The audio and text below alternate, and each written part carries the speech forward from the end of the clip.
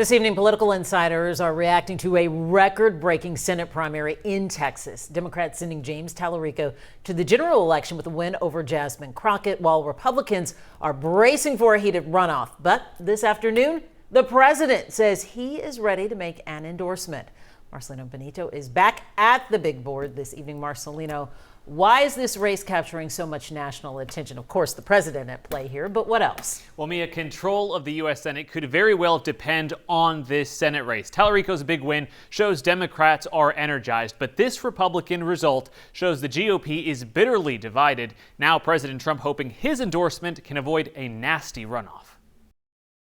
There is something happening in Texas. Tonight, Democrats already coming together. State Rep James Tallarico celebrating after a historic turnout fueled a decisive victory over Congresswoman Jasmine Crockett. Tonight, the people of our state gave this country a little bit of hope.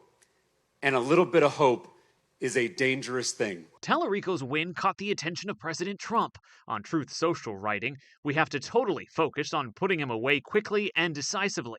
Now, after months of sitting on the sidelines, Trump ready to make an endorsement in the GOP primary and prepared to ask the other candidate to drop out of the runoff. Donald Trump is the kingmaker in Texas.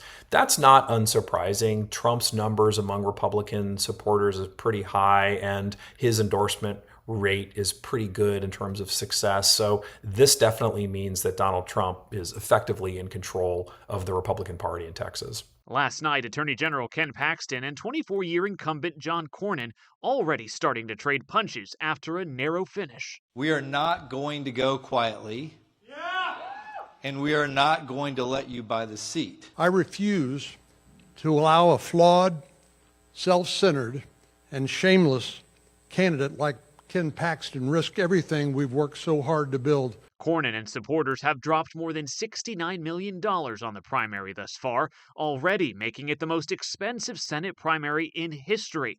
And it's not over yet. It's going to get ugly, and it's going to drag down whichever nominee ends up being the winner.